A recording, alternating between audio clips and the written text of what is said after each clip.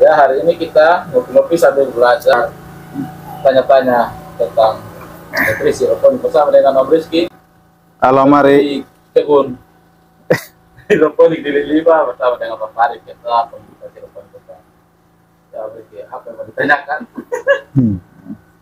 Jadi mau tanya tentang ini, tentang apa unsur yang terkandung di dalam nutrisi buah dan sayur.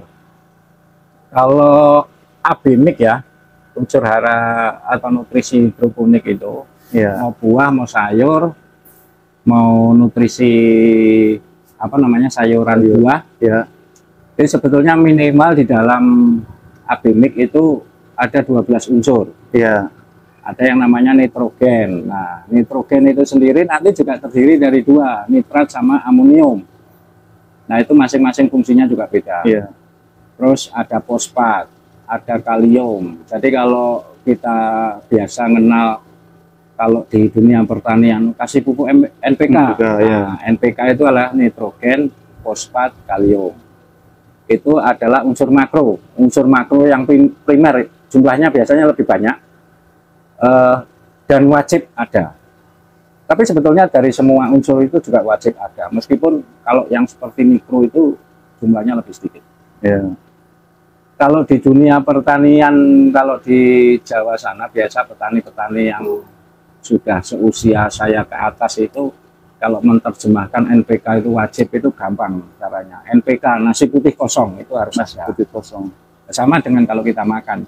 Kita makan itu kan ada nasinya, terus harus ada lauknya, Ya. harus ada sayurnya.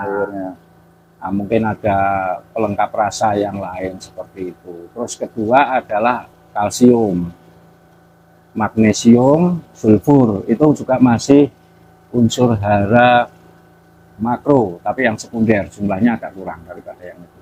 Yang selanjutnya adalah unsur mikro.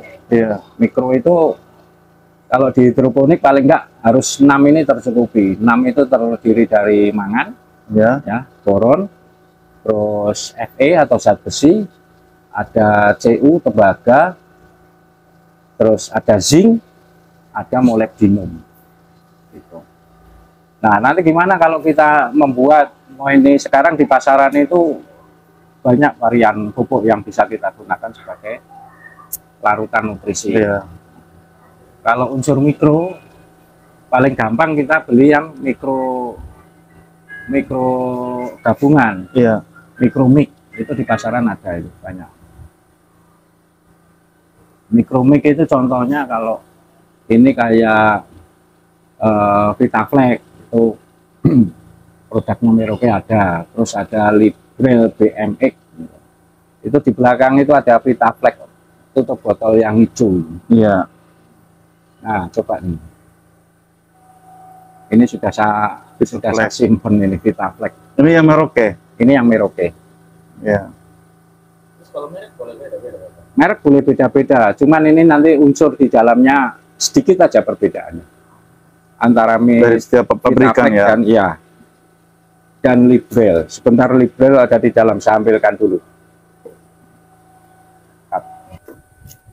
Ini yang Librel BMX. Saya kalau yang ini kemarin belinya karena beli per 100-an gram ya, eceran.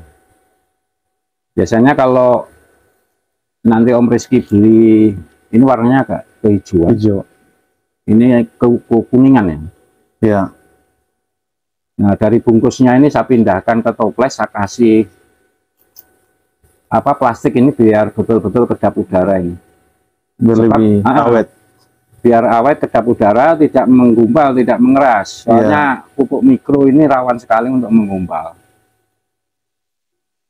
Ini kalau sudah diencerkan dalam bentuk pekatan, kalau misalnya Om Rizky pakai abimik, ini warnanya hijau agak kekuningan. Kekuningannya.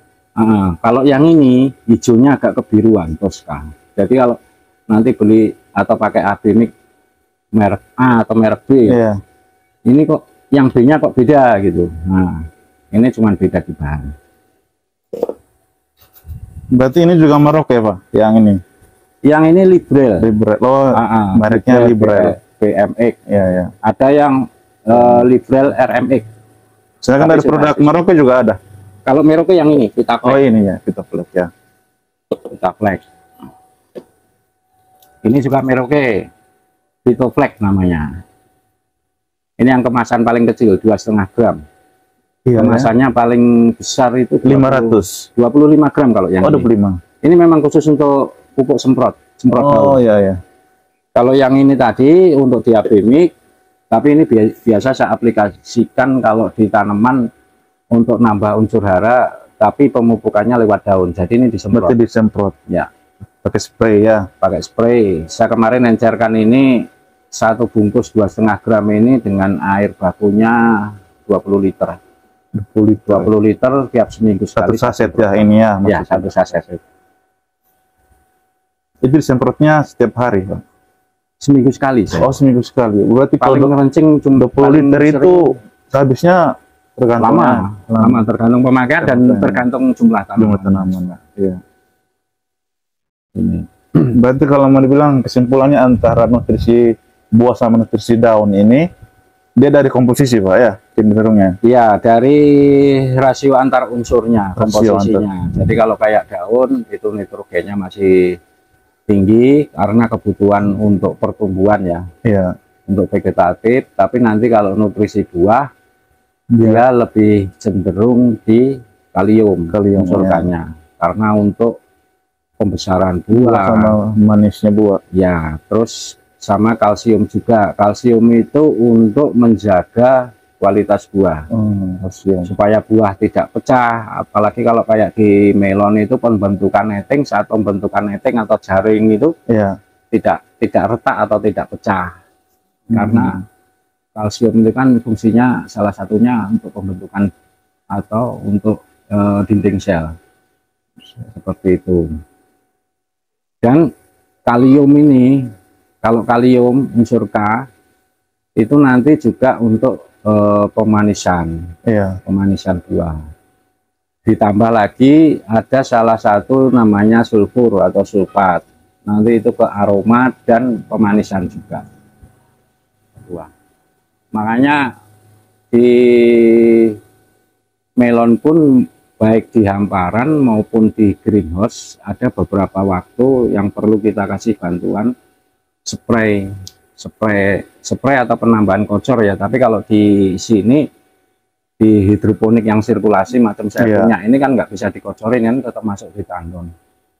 Nah, salah satunya saya spray selain ini paling dalam masa 1 kali tanam 2 kali lah saya spray yang namanya MKP itu untuk menaikkan unsur K-nya. Iya. Itu. Sambil ngopi. Iya. Omari ngopi, Omari. Siap, lanjut. Gas. Oke, nanti setelah ini kita apa? Mulai belajar. Timbang. Ya, mulai belajar timbang. Kita bikin nutrisi selada ya. Iya. Nutrisi selada ini juga sudah lama saya gunakan. Saya biasa kalau kemarin nutrisi selada saya menggunakan 7 bahan, minimal 7 bahan, 7 sampai 8 bahan pupuk. Kebetulan pupuk yang saya gunakan mereknya lebih banyak Merauke, tapi kalau Merauke nggak ada kita bisa pakai merek Pak Tani. Yang penting adalah kandungan unsur di dalamnya itu sama. Kalaupun beda-beda sedikit nanti bisa kita hitung ulang gramasinya. Memang kalau ini apa Pak, kalau nutrisi untuk selada itu beda dengan jenis sawi-sawian, sayur sawi-sawian. Untuk sayuran daun beda sedikit, bedanya di kalsiumnya. Berarti kalau yang jenis sawi-sawian bisa pakai berapa ini komponen di dalamnya? Sama, sebetulnya 7 sama. juga. Bisa 7, tapi nanti kita pakai yang 5 bahan. Kita pakai 5 bahan, dan 5 bahan itu juga kita pakai di kebun sana. Nah, sebetulnya kalau bahan baku ini kita cuma nanti mahalnya adalah di saat kita beli bahan baku pertama saja. Iya. Kalau misalnya udah berjalan, udah ringan.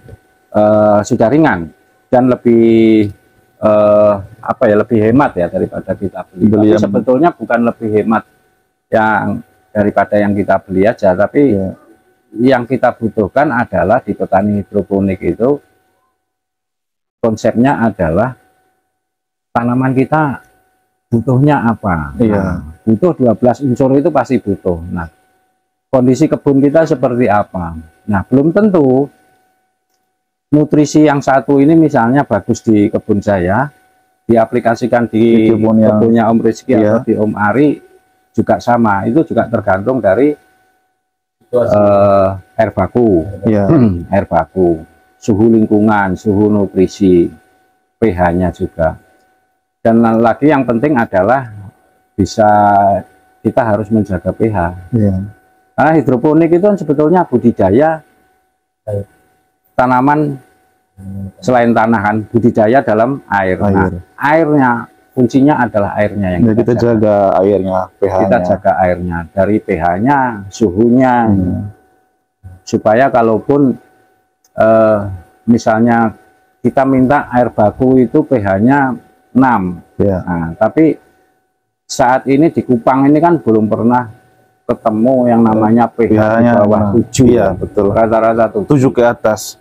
7 ke atas. Nah, saya di rumah pun di sini saya pakai tangki, beli dari air tangki, saya mix dengan air hujan yang saya tampung di tandon. Itu pun pH rata-rata di atas 8. Gitu. Cuman kalau untuk TDS-nya masih di bawah 200 kemarin saya dapat. Gitu. Oke, kita langsung eksekusi. Oke, baik. Terima kasih Bapak Om Rizky. Ya, salam mari. Yuk, lanjut kopi dulu. Tanya lupa harus rajin-rajin, Bu.